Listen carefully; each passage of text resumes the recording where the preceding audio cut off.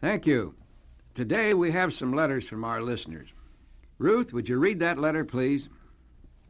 Norman, this letter is from a mother in Chicago. She writes, "My teenage daughter has taken up with a group of friends whom I don't know.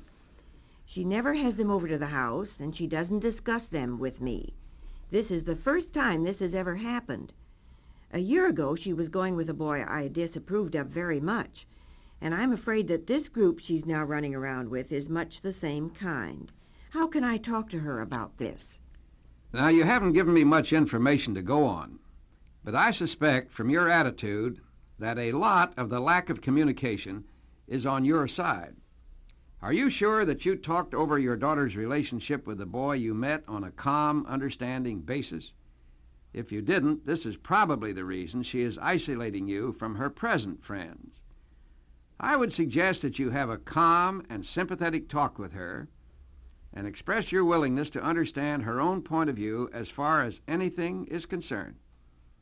In this atmosphere, you'll have far more influence over her future behavior.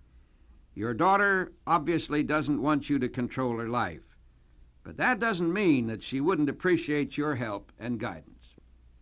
We'll return with another letter right after this message.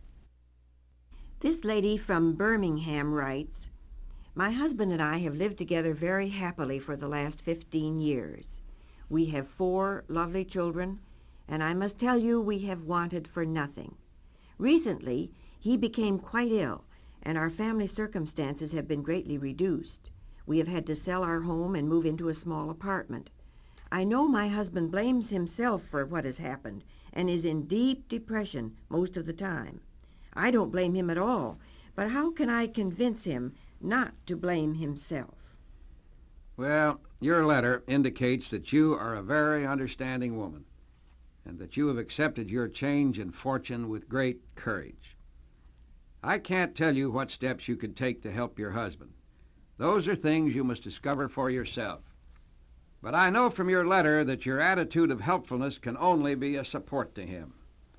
If you can communicate to him your love and concern and also your respect for his accomplishments through the past years, as you have indicated them to me in your letter, I'm sure that you will be of real assistance to him in this recovery.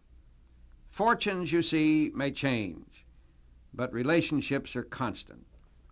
Your relationship with your husband is obviously a very real and important thing with both of you.